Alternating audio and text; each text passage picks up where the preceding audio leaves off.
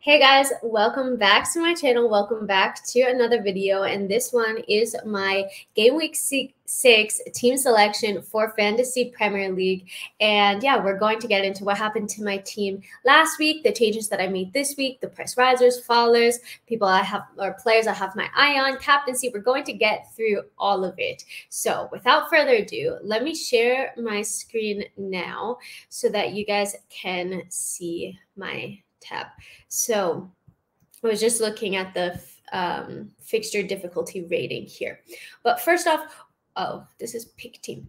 First off, let's go to my points. I got 77 last week, and I think this is the first week that I was finally above the average, which I was very happy about because I've had a very, very slow start to Fantasy Premier League.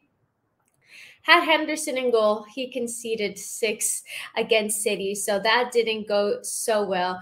Brought Trent back in for him to get 2 points. I'm like considering if it's worth having him. I need to see like if it's worth it at this point, because I literally missed him for this big 17-pointer when I decided to take him out. And then all of the rest of the game weeks, they've just been conceding and haven't been keeping those clean sheet points. So I'm going to be patient and give it a couple of more weeks. But if it doesn't, then I'm just going to stick with my gut.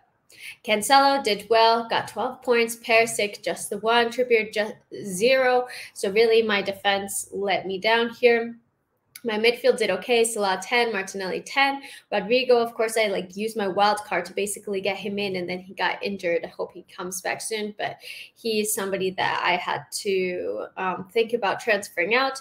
Tony 1. Again, this is somebody that was doing super well, and then I transferred him in here, and he just decided not to score goals once I transferred him in.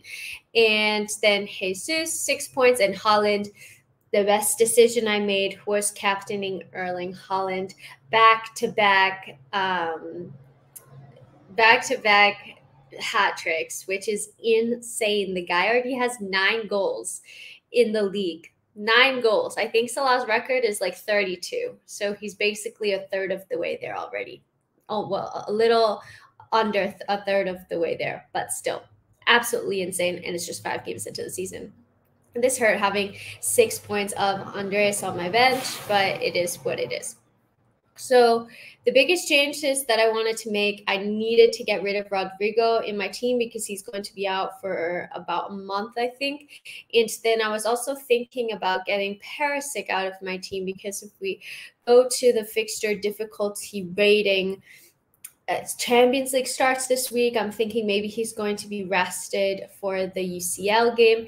And if we look at Spurs' fixtures after the Fulham game, they have Man City, Leicester, Arsenal, then Brighton, Everton, and then Man United. So really, they're going into a run of fixtures that aren't great. So I thought that it would be a good time to transfer him out. So in the team that I currently have now, I did take a -4. I brought Wishlist back in. I was so indecisive.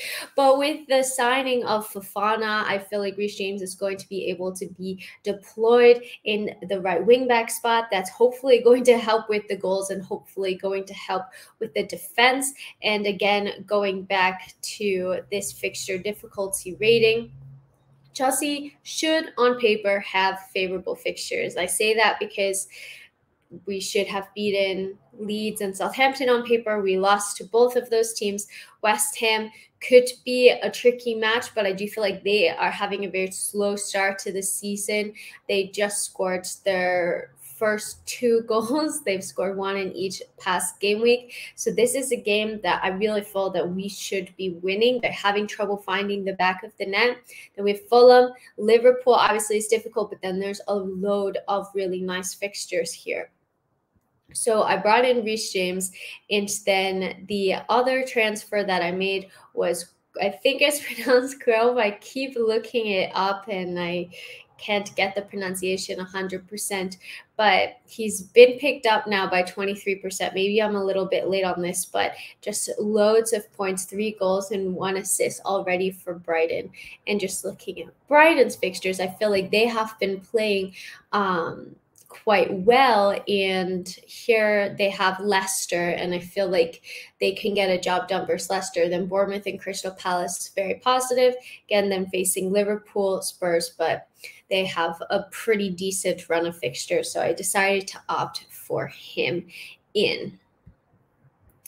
Now I'm going to share the price risers and fallers. So I kind of have this up just on the fantasy Twitter here. So FPL price changes, Saliba up to 4.8. Zaha as well has been scoring a lot of goals. Mitrovic has been scoring goals. These are two players that I kind of have on my radar. Like, do I want to bring them in? I feel like the second that I bring them in, they're going to stop scoring goals, which has kind of been the story of my life. And then I do have Pereira, but he tends to be on my bench, which is unfortunate.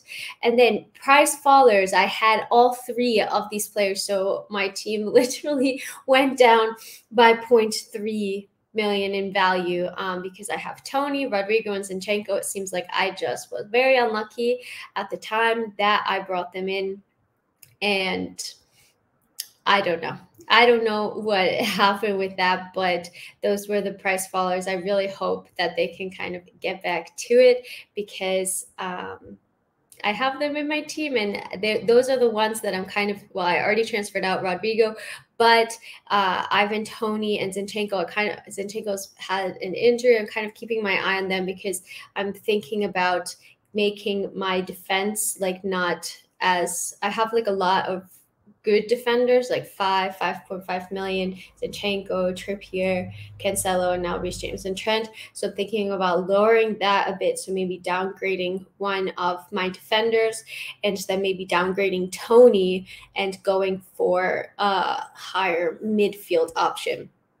So that kind of brings me into the players that I'm thinking about bringing in. And so I'll just go to my transfers here. In defense, I was thinking about bringing in Estupinian, 4.5 million. He's playing his left wing back for Brighton, and he got an assist against Fulham. Brighton, again, their defense has looked pretty strong. Got a clean sheet against West Ham, got a clean sheet against Leeds as well. So he's somebody that's kind of on the list. Only 0.7% owned and 4.5. So very good bang for your buck. So this might be the transfer that I make next week. And like I showed you previously, Brighton have very favorable fixtures coming up. The second player that I don't know if I need to necessarily X out of them, actually, now that I'm thinking about it. I think on mobile you do. But the next player that I have on my list is Luis Diaz from Liverpool. I feel like he's a really good option, and we can see here he has 3 goals so far this season in 5 games. He's a likely starter in the past 4 games. He's played 90 minutes, and I feel like he could be a good option. He's owned by 30%, 8.2, but he's a good like in between because I would love to get like Raheem Sterling in my team, but for 10 million, I just find that like a little bit too expensive. If I have Salah, I just can't really afford it. But I think moving things around, maybe I could get to afford him, but I would really have to downgrade in some areas. And then the last player that I'm thinking of that I already mentioned is Wilfried Zaha.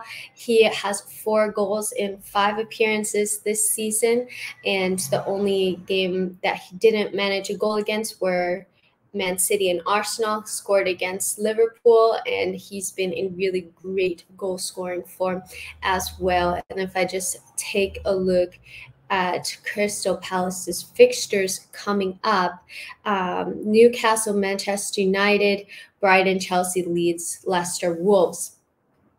This is the thing that's maybe keeping me off of Zaha. he's been looking really good, and he's been scoring against the big teams, so it probably isn't going to be an issue, but I don't feel like the fixtures are as favorable as maybe some of the others. But I think, for example, like this Leicester fixture probably isn't pink, maybe it's gray at most. This Man United fixture, I don't know, I would think this is more pink than gray. But I really want to see how he performs against Newcastle, and I'll kind of make my decision. But I think for next week, I'm probably going to go with the Brighton defense and invest in that. That's kind of how I'm feeling and where I'm going.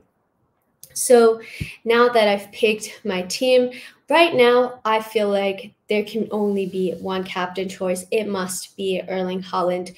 This guy, like I said, he is insane. 9 goals and 1 assist already, 2 back-to-back hat tricks. Like I saw some insane stat that was like he already has the same amount of Premier League hat tricks as like Eden Hazard or something crazy like that, and he's only played 5 games. Like, this guy is a cheat code. So for me, Erling Haaland is a must-have. I'm a little bit nervous about Pep Roulette now that the Champions League games are coming up, but I'm sticking with Haaland in my team. I'm too scared to transfer him out or put my captain's armband on anyone else. While Everton, Mo Salah against Everton looks favorable, I don't know. I just like I have the lure of going for Erling Haaland, and Salah. He does have 5 goal contributions, but Erling Haaland has 10, and 9 of them are goals. So points wise, Haaland is doing better. So basically, I'm going to be sticking my captain's armband on Erling Haaland for the foreseeable future, and that's kind of how I see things. So I'm pretty happy with my team. Now I'm looking at it. I think it's like pretty good. Like I said, maybe next week I'm going to transfer out Zinchenko, maybe try to increase this midfield a bit, maybe take out Trippier eventually, maybe Trent. Like, these are kind of the players that I'm monitoring, kind of see how I get on. Maybe Ivan Toney as well. But yeah, that's kind of how I'm feeling about my Premier League, my fantasy team, and I feel like we're on the up and up, hopefully. So I finally had a positive game week. Hopefully we can make that 2 in a row. Let me know who's a must own in your fantasy team, who you're captaining. Are you daring to put the armband on anybody but Haaland? Make sure to let me know in the comments. If you like this video, you will always be getting a new fantasy video every Friday, Fantasy Friday, as I like to call it. Make sure to sub to the channel as well, because I have loads of content coming up. I hope that you guys have a great rest of your day, evening, whatever time you're watching this. And until next time, I'm out. Bye.